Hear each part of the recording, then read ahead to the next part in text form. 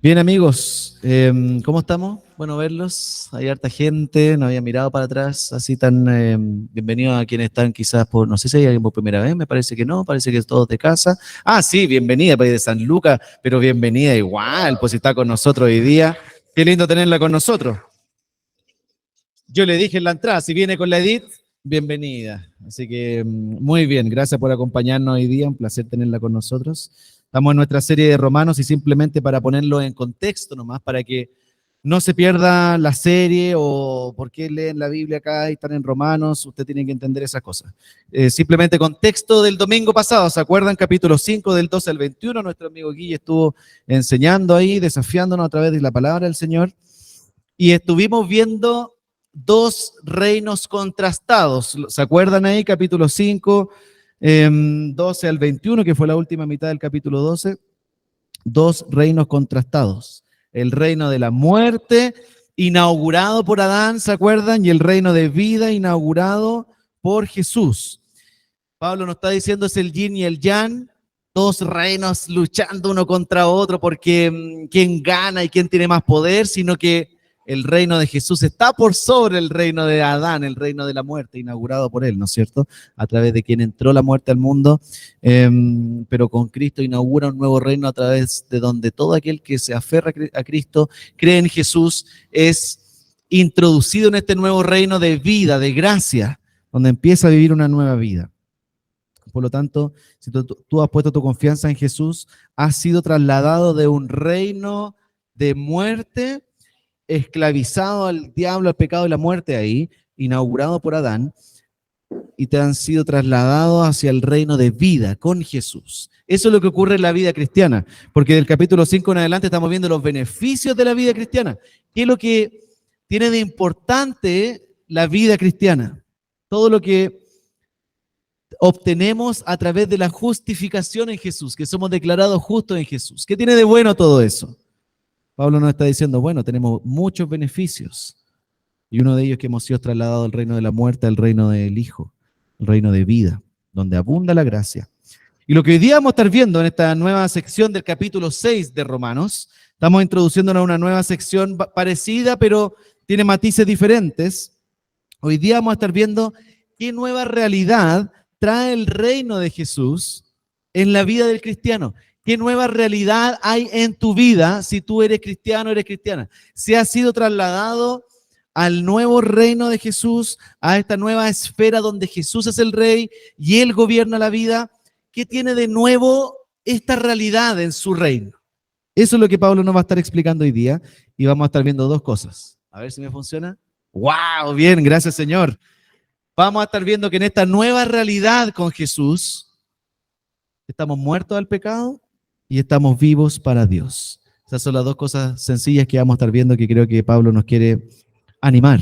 Estamos muertos al pecado si estamos en el reino de Jesús, y te voy a explicar qué significa eso, y estamos vivos para Dios. ¿Y cómo se ve eso en la práctica, en la cancha? Pero déjame partir explicándote el punto 1, ¿no es cierto? O vamos a partir por el 1, no vamos a partir por el 2. Estamos muertos al pecado, dice Pablo. Y él conecta la sección pasada con la de ahora, haciendo una pregunta en el verso 1. En el verso 1. ¡Ja! Ahí sí. ¿Fui yo o fue mi apoyo? Pablo dice en el verso 1, parte con una pregunta para conectar con la sección anterior. Y dice, ¿qué concluiremos? ¿Vamos a persistir en el pecado para que la gracia abunde? En otras palabras, ok, dice Pablo, si cuando pecamos hay más gracia disponible, ¿vamos a seguir pecando entonces? ¿Tenemos chip libre, licencia para pecar? Si la gracia, vivir en la gracia, total, Dios ya nos perdona, ¿sigamos pecando entonces? Pablo responde, de ninguna manera. Bueno, eso lo dice en el verso 2, pero de ninguna manera. Y muchas personas creo que piensan esto, no solo no creyentes, sino que creo que también muchos cristianos tenemos la tentación de entender así la gracia, como Pablo lo va a empezar a explicar.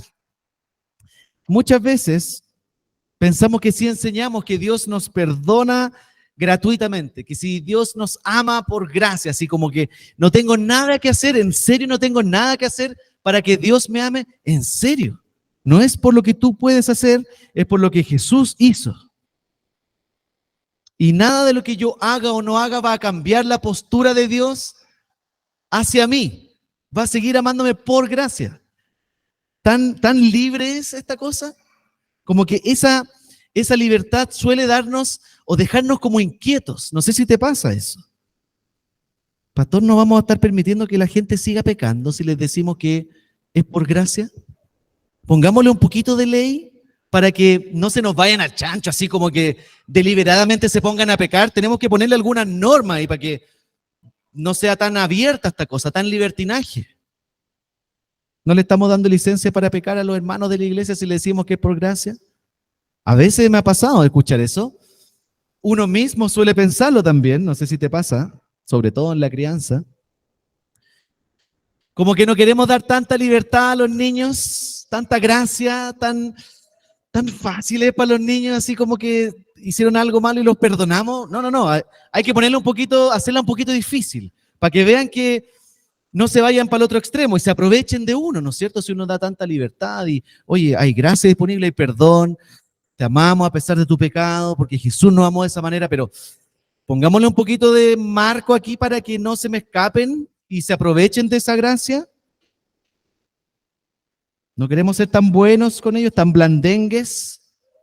Suele pasar, me pasan eso en la crianza y empiezo a poner, y es lo que hacían los fariseos, con un deseo de que la gente cumpliera las normas y vivieran como Dios quería que vivieran, ponían más tradiciones alrededor para que no violaran la ley de Dios. Entonces le ponemos más normas ahí porque tenemos miedo de que se nos vayan para otro lado y empezamos a acorralarlos, llenándolos de normas para que cumplan lo que tienen que cumplir. Quizás con colegas en el trabajo, no queremos que nos pasen por encima, entonces ya, la gracia, bacán, pero hasta cierto punto, porque si no van a aprovecharse de mí y me van a pasar por encima si doy mucha gracia a otros. Suele pasar. Y la razón por la cual suele pasar, que va a decir Pablo, es porque solemos malentender la gracia. No porque hay un problema con la gracia, con que Dios nos haya amado gratuitamente. No hay un problema con eso. Nuestro problema es que malentendemos cómo vivir esa gracia y pensamos que es libertinaje. Y Pablo va a mostrarnos que hacer esa pregunta, ¿vamos a seguir pecando para que haya más gracia?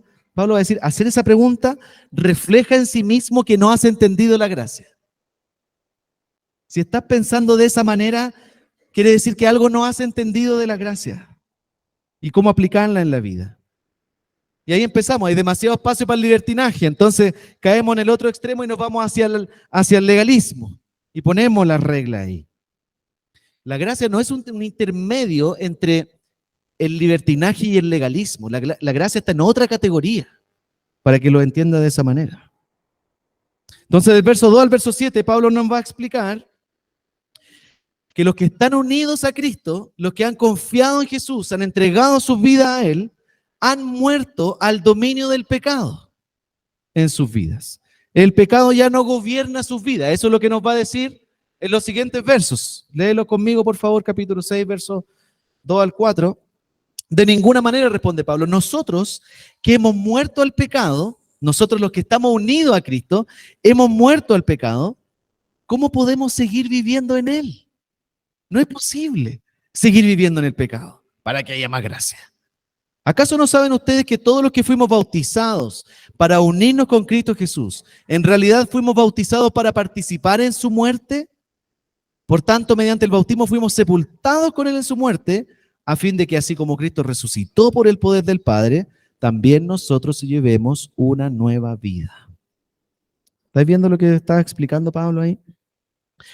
Si has puesto tu confianza en Cristo, si eres cristiano hoy día acá, cristiana, estás unido a Cristo en ese momento de tu conversión.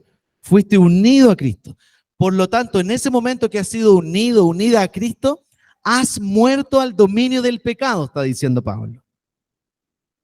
Eso no significa que no vas a seguir pecando. Ah, listo, estoy listo, ya no peco más.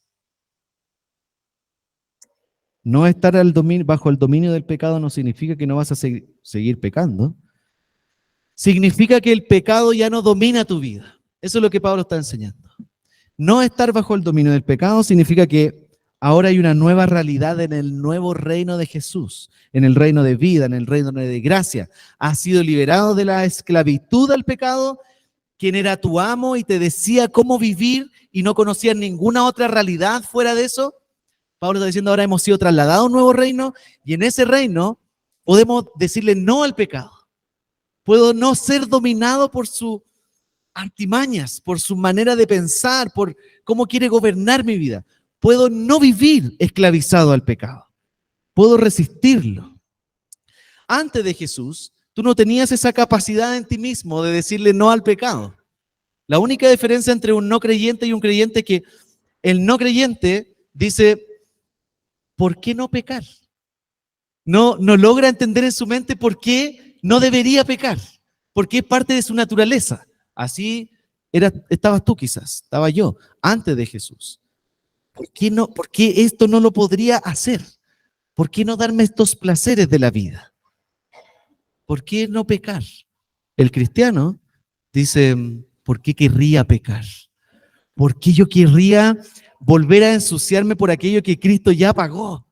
Eso es lo que Pablo está diciendo. Antes podías ceder solamente y rendirte ante el dominio del pecado. Pero hoy día Pablo dice, ¿estás unido a Cristo? Por lo tanto puedes decir, gracias al Espíritu Santo, no quiero pecar. No quiero hacer eso. Odio el pecado. Hoy día puedes elegir entre, ¿prefiero pecar o prefiero a Jesús? Antes solo decías, quiero puro pecar, no hay problema aquí. Hoy día quiero preferir a Jesús. Y empieza esa lucha en tu mente. En esta oportunidad el pecado me está tentando, pero Señor Espíritu Santo, ayúdame a preferir a Jesús en medio de esas luchas y tentación. Hay una nueva realidad, amigos, para los que están unidos a Cristo. Y la manera de recordar eso, dice Pablo, es pensando en el momento de tu conversión. Recuerda cuando te convertiste a Cristo. Y va a usar el ejemplo del bautismo, verso 3 al 4. Aquí lo tengo. 3 al 4. Ahí Pablo recuerda el bautismo, no para recordarnos el sacramento en sí mismo, sino lo que ocurre en ese momento. ¿Acaso no saben ustedes que todos los que fuimos bautizados para unirnos con Cristo Jesús, en realidad fuimos bautizados para participar en su muerte? Eso es lo que está ocurriendo en el bautismo. Por tanto, mediante el bautismo fuimos sepultados con Él en su muerte, a fin de que así como Cristo resucitó por el poder del Padre, también nosotros llevemos una nueva vida. Está recordándonos el bautismo el apóstol Pablo simplemente para decirnos lo que ocurre en el momento de nuestra conversión. Acuérdense, cuando fueron convertidos, y en el tiempo de Pablo, en el tiempo de la antigüedad, ¿no? Diferente a hoy día, antiguamente cuando tú te convertías y entregabas tu vida a Cristo, inmediatamente tú te bautizabas. Era un acto tan unido en sí mismo que no había una diferencia entre las dos cosas. El bautismo era una señal inminente de que habías experimentado una nueva realidad con Jesús. Entonces tú te convertías y decías, Jesús, te quiero seguir, tú eres mi rey, hoy día bautizo, pum, al tiro. Muerto al pecado, vivo para Dios. Pablo está diciendo, acuérdense de su conversión. Cuando se bautizaron, acuérdense lo que pasó en ese momento. Eran sepultados con Jesús y eran resucitados a una nueva vida. Hoy día el bautismo obviamente es muy diferente a lo que bíblicamente se entiende. Hoy día solemos separar la conversión del bautismo. La conversión es una cosa, conozco a Jesús, le entrego mi corazón, pero el bautismo suele estar desconectado de ese evento. Me ha pasado muchas veces, ¿no es cierto?, que cuando me vienen a pedir, pastor, ¿podría bautizarme? ¿Podría bautizar a mis hijos? Etcétera, etcétera. Ahí uno va viendo que podemos ver el bautismo hoy día de muchas maneras diferentes, como una tradición, algo que siempre se hace, entonces tenemos que mantener la tradición del bautismo, o como una superstición. Esta me gustó, una vez una señora me vino a preguntar, una persona, me vino a preguntar si podía bautizarle a sus hijos, y yo le dije, sí, pero ¿por qué quiere bautizar a sus hijos? Porque ellas no eran de la iglesia, por lo menos evidentemente no eran creyentes. Entonces le dije, ¿por qué quiere bautizar a su hijo? No, lo que pasa es que no quiero que me ojeen al cabro. ¿Quién? Así como... Y ahí entendí, como que hay una idea de que si tú no lo bautizas, queda como expuesto al mundo espiritual y que alguien le haga algo y lo gene y le caiga una maldición y si lo bautizamos, ya, ahí por lo menos quedó listo para que no le pase nada, como blindado, así como una especie de no sé qué. Podemos ver el bautismo como una especie de superstición. O como un rito, tenemos que cumplir lo que se pide, ¿no es cierto? El rito del bautismo y a veces más importante la ceremonia, ¿no es cierto? El bautizazo después y la comilona y todo el bailoteo. Entonces podemos verlo de diferentes maneras hoy día en nuestra actualidad, pero cuando alguien se entregaba a Cristo en el tiempo de Jesús, lo que Pablo está diciendo acá, el bautismo era una señal inminente, inmediata de tu conversión. He sido sepultado con Jesús y resucitado a una nueva vida. Entonces Pablo está enseñando simplemente que cuando nos está mostrando a los que estamos unidos a Jesús, lo que le ocurre a Jesús, nos ocurre a nosotros, está diciendo Pablo. Fue sepultado Jesús y fue resucitado. El que está unido a Cristo ha muerto al pecado y al dominio y al señorío del pecado sobre tu vida y ha sido resucitado a una nueva vida que no quiere pecar, que quiere vivirla para Cristo. Eso es lo que sigue explicando los siguientes versos. Versos 5 al 7. En efecto, dice el apóstol, si hemos estado unidos con Él en su muerte, sin duda también estaremos unidos con Él en su resurrección. Lo que le pasa a Cristo nos pasa a nosotros. El que está unido con Jesús en su muerte, está unido con Jesús en su resurrección también. Sabemos que nuestra vieja naturaleza fue crucificada con Él para que nuestro cuerpo pecaminoso perdiera su poder, de modo que ya no siguiéramos siendo esclavos del pecado, porque el que muere queda liberado del pecado. Yo sé que todo lo que te estoy diciendo a continuación puede... A ver, pastor, ordenemos un poquito la cosa, y para eso traje mi manualidad para hacértelo más gráfico.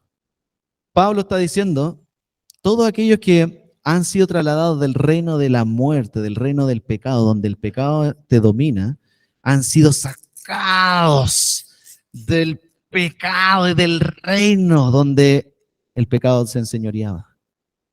Y has sido traído a un nuevo reino con Jesús, donde cuando estás unido a Jesús de esta misma manera que el velcro, todo lo que le pasa a Cristo, muerte, resucitado con Él, te pasa a ti. Eso es lo que está diciendo el apóstol Pablo. Estás unido a Cristo y esto ya no se va a poder sacar nunca más. O sea, obviamente lo puedo sacar, pero imagina como que no se puede sacar. Esa es la idea, no tenía otra cosa para que quede pegado para siempre, pero recuerda el velcro. A ese nivel estás unido a Cristo.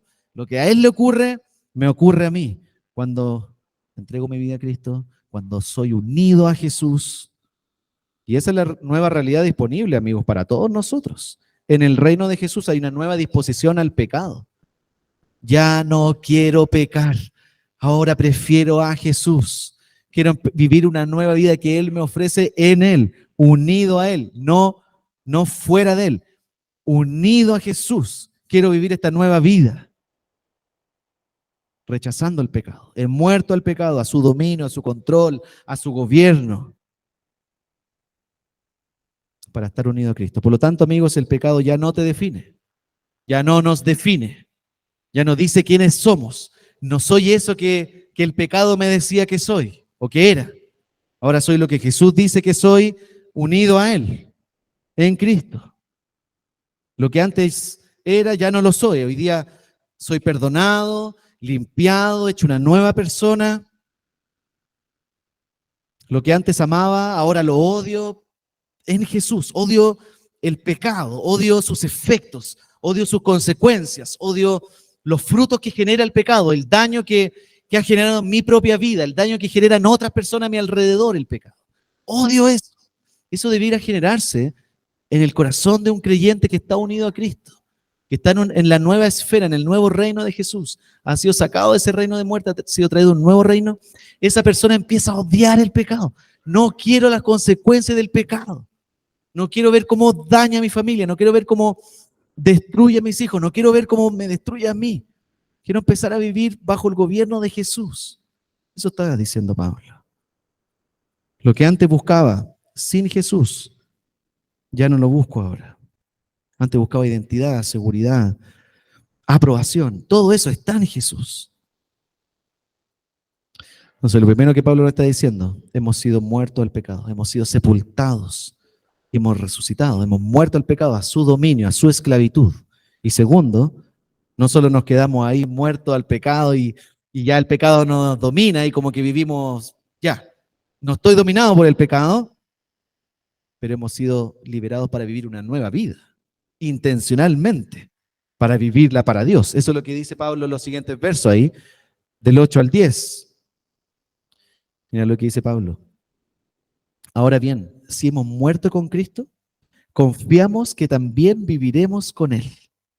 Pues sabemos que Cristo, por haber sido levantado de entre los muertos, ya no puede volver a morir. La muerte ya no tiene dominio sobre Él. En cuanto a su muerte, murió el pecado una vez y para siempre. En cuanto a su vida, vive para Dios. ¿Estáis dimensionando lo que está diciendo el apóstol? De la misma manera que morimos con Cristo al estar unidos a Él, de la misma manera resucitamos con Él, tanto en el presente como en el futuro. Hay nueva vida ahora disponible con Jesús y hay una nueva vida asegurada para el futuro. Así como la muerte no tiene poder sobre Jesús, también tiene poder sobre el cristiano. Hay disponible una nueva vida para vivirla completa, libre y confiadamente para Dios. Y eso es algo de lo cual, amigos, tenemos que estar súper conscientes. Mira cómo lo explica Pablo en el verso 11. De la misma manera, dice, de la misma manera que ocurre con Cristo, también ustedes considérense muertos al pecado, pero vivos para Dios en Cristo Jesús. No solo has muerto al pecado y quedas ahí, sino que has sido liberado del pecado para vivir una nueva vida intencional. Y eso ocurre y parte, dice Pablo, en tu mente, considerándote una nueva persona. Pablo no ocupa palabras al azar. Esa considérense es una operación que ocurre en mi mente. Yo tengo que recordarme a mí mismo que he muerto al pecado. En el poder del Espíritu Santo, recordarme a mí mismo, he muerto al pecado, ya no me domina y soy una persona que está viva en su poder para una nueva vida. Considéralo, recuérdalo constantemente, porque es algo que tendemos a olvidar. Suelo quedarme atorado con el pecado. Suelo quedarme pololeando con el pecado, como si tuviera más poder que Jesús. Y cedo constantemente porque olvido considerar quién soy en Cristo. Y esa lucha empieza aquí en la mente. Señor, recuérdame que el pecado ya no me domina y puedo decirle sí a Jesús y empezar a vivir una nueva vida, puedo dar fruto. Entonces lo que Pablo está haciendo aquí es enseñarnos que la gracia no solo produce un nuevo estatus frente a Dios, has sido justificado, declarado justo y te da un nuevo estatus, pero no solo eso es lo que hace la gracia, sino que también la gracia es la que impulsa un nuevo estilo de vida. Para producir fruto, no necesitas poner más mandamientos para cumplir, necesitas conocer más la gracia. Eso está diciendo el apóstol. Y ahí es donde creo que solemos fallar mucho. ¿Cómo generar nuevos frutos en mi propia vida? La otra vez estábamos leyendo un libro con el Mateo que tenemos, quizás el que anda trayendo, no sé, donde habla muchas cosas de ciencia, cómo funcionan muchas cosas, y una de esas era el auto. Y ahí aproveché yo mismo de aprender ahí porque algo uno sabe de autos, pero así como que echarle benzina y aceite nomás, pero cómo funciona el motor del auto, decía el librito.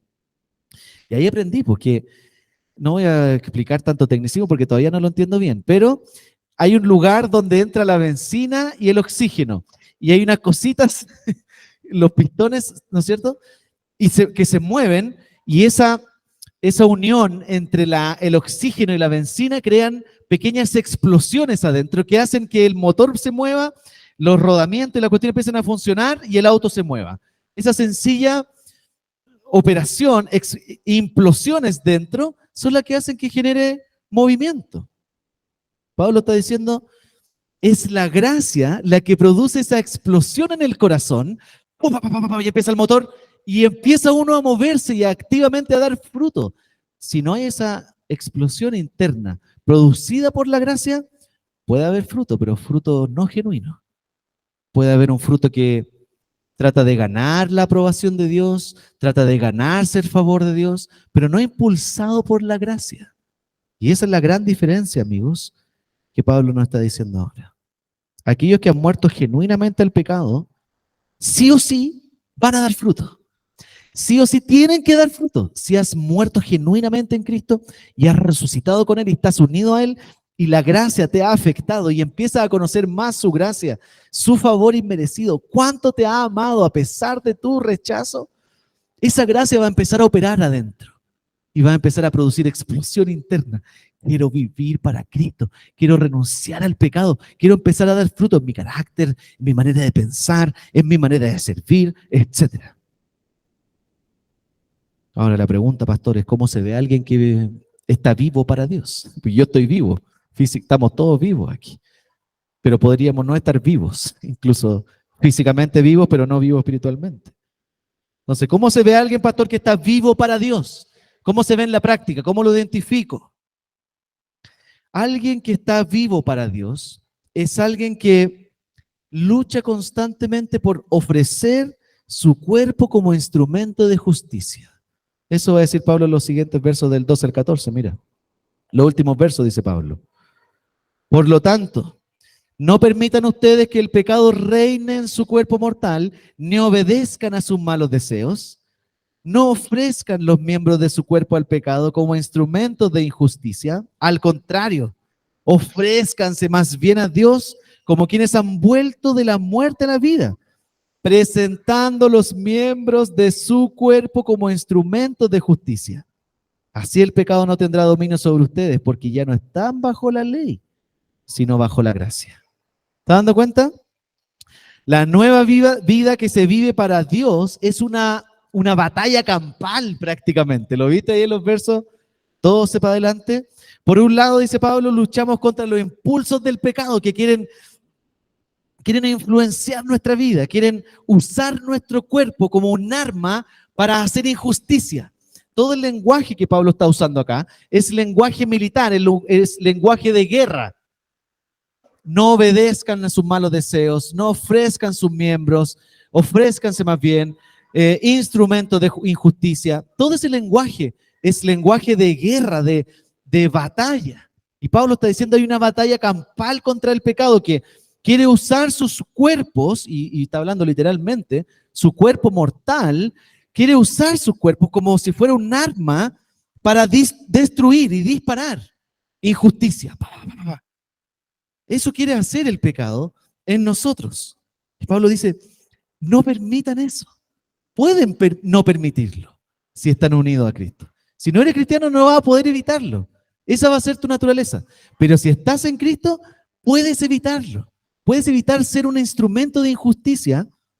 Y al contrario, dice Pablo, ofrezcan sus cuerpos, los miembros de su cuerpo, verso 13, ofrézcanse más bien a Dios, como quienes han vuelto de la muerte a la vida, presentando a los miembros de su cuerpo como instrumento de justicia.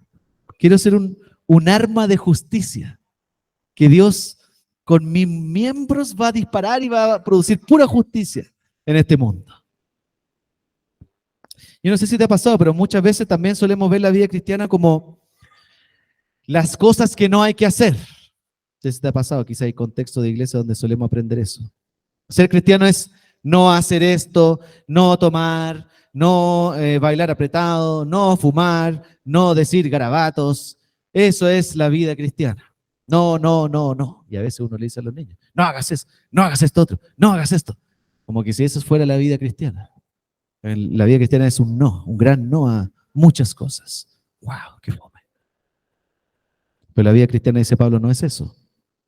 La vida cristiana se trata de vivir una vida de manera proactiva e intencional como un cuerpo ofrecido a Cristo, que vive intencionalmente con el carácter de Cristo.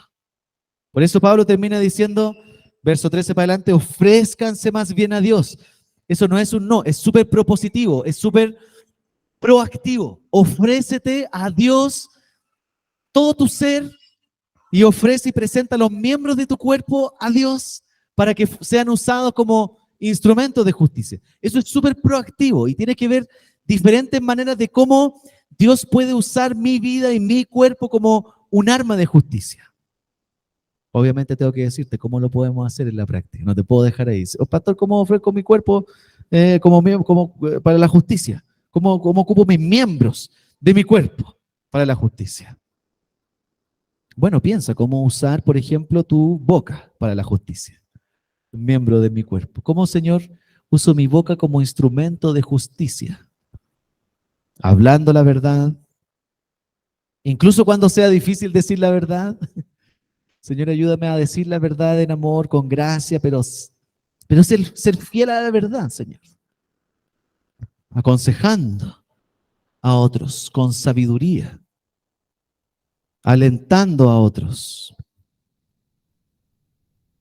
Piensa cómo usar tu cerebro como instrumento de justicia. Tienes un instrumento aquí, un miembro de tu cuerpo. Señor, ¿cómo uso mi cerebro como instrumento de justicia? No sé. Crea para expresar la verdad. Crea cosas. Como el Miguel, que crea esculturas. Tiene un cerebro creativo, ¿no es cierto, amigo? Y crea para mostrar la creatividad de Dios.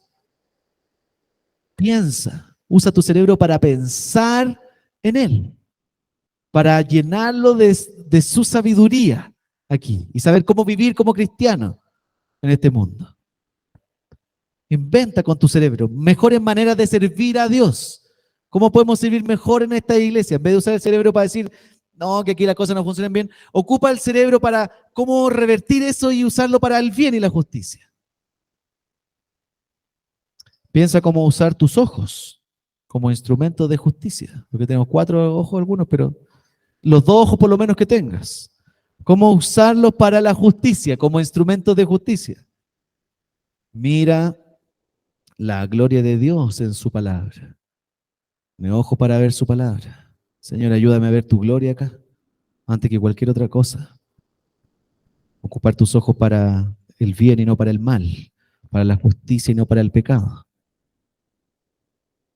Piensa cómo usar tus manos, no para la violencia con las manos, sino para el bien, para amar, para servir, para construir el reino, no para destruir. Piensa cómo usar tus pies, miembros de tu cuerpo. Ir hacia el servicio, ir hacia la misión de Dios. Señor, ayúdame a que estos pies me lleven a servirte, incluso donde me tienes puesto. Trabajo, estudios, donde voy. Me acuerdo de Romanos. ¿Y quiénes irán si nadie los envía? ¿Cierto? Ahí están los pies, los que van a servir al Señor en sus contextos laborales, educacionales, en la casa. Piensa cómo usar tus partes íntimas como miembros para la justicia. Justo están los niños hoy día. Podríamos haber estado solos, pero piensa cómo usar esas partes íntimas que son parte de tu cuerpo, ofrecerlos como miembros para la justicia. Señor, quiero que sean tuyos, para tu justicia, no para mi autoplacer egoísta. Quiero que sea para tu justicia, Señor, para tu bien, para tu gloria. Bueno, ¿cómo hago eso, Señor? Guárdalas para un contexto específico que Dios ha dado. Guárdalas para una persona específica que Dios te va a dar, si está en su voluntad. Y disfrútalo con esa persona y en ese contexto específico. No los uses para la injusticia y el autoplacer y la autoexaltación. Entonces, al final, amigos, toda la idea de Pablo acá, en el capítulo 6, la mitad del capítulo 6, es desafiarnos a ver cómo vivir en esta nueva realidad, en el reino de Dios, en el reino de la gracia, en el reino de vida, en el cual nos hemos sido trasladados. Nos está desafiando a ser proactivos en obedecer y vivir para Él, buscar maneras de usar nuestros cuerpos para la justicia, vivir vidas cristianas intencionales, dando mucho fruto, pero obviamente un fruto generado no porque tengo que hacerlo, sino porque quiero hacerlo. Quiero vivir para Él. Quiero dar fruto por su gracia. Quiero Quiero usar mi vida para su servicio porque Él usó su vida para mi servicio en primer lugar cuando yo estaba dominado por el pecado y esclavizado al diablo y a sus artimañas. Él usó su vida para mi servicio, usó su cuerpo entero como instrumento de justicia para dar su vida por mí cuando yo no estaba ni ahí con Él. Cuando entiendo eso y empiezo a vivir eso, la gracia va a empezar a producir fruto. ¡Wow! ¿Cómo no voy a vivir para aquel que dio su vida por mí y usó todo su instrumento y su cuerpo para ser crucificado? Y cuando yo soy crucificado en Él, soy muerto al pecado, no tiene más dominio sobre mí y he resucitado una nueva vida. Gracias a Cristo estamos muertos al pecado y vivos para Dios. ¿Te parece si oramos y le pedimos al Señor que nos ayude a morir al pecado? Si quizás hay personas aquí que no han muerto al pecado, porque no han entregado su vida a Cristo, por eso no han muerto al pecado y quieren vivir esclavizados al pecado. Quieren vivir esclavizados a su gobierno en vez de vivir en un nuevo reino con Jesús. Yo te quiero invitar a que puedas considerar hoy día ser trasladado de reino, renunciar al reino de la muerte, renunciar al reino de la esclavitud al diablo y ser trasladado a un nuevo reino donde vas a seguir siendo esclavo. Tu condición de esclavitud no va a cambiar, pero vas a ser esclavo a Cristo, a un nuevo Señor, un nuevo amo por el cual sí vale la pena dar su vida. ¿Qué te parece si oramos? Pidámosle al Señor. Padre, gracias porque en primer lugar hemos sido trasladados a un nuevo reino gracias a Cristo. Y en ese reino de vida, de gracia, es donde vivimos. Pero te quiero pedir que nos ayudes a vivir en ese reino de gracia, aprendiendo a vivir en la gracia, siendo la gracia la que nos satisface, la que nos impulsa a dar muchos frutos, Señor.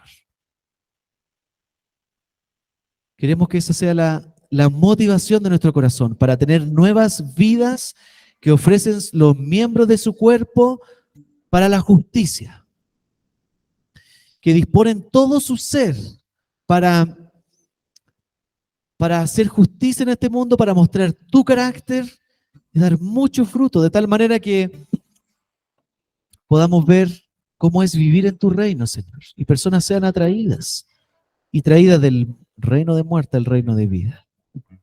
Eso esta mañana, Señor. Quizás en personas que aún están viviendo esclavizadas en el reino de muerte, bajo su propio gobierno. No quiero dejar este pecado, porque te ha prometido una buena vida, pero has visto el daño, has visto la esclavitud que eso genera, has visto las consecuencias del pecado, pero no lo puedes dejar en tus propias fuerzas. Pídale a Jesús que esta mañana pueda, en su poder,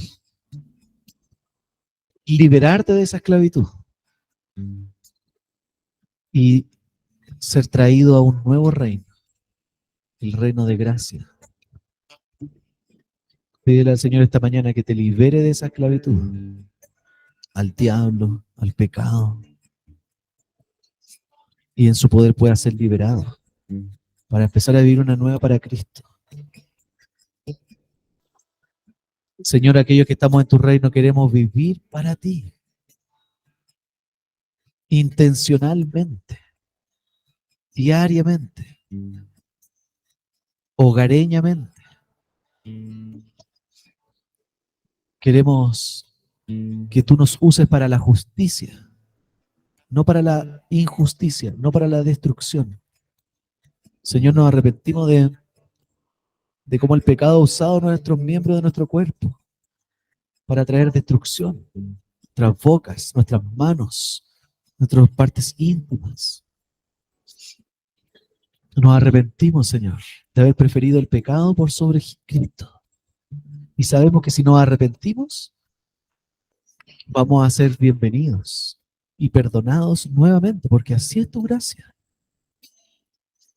Así que, Señor, perdónanos y haznos nuevos, límpianos y usa nuestro cuerpo como tu herramienta de justicia para traer bien y gloria a ti, Señor. Te lo pido en el nombre de Jesús. Amén.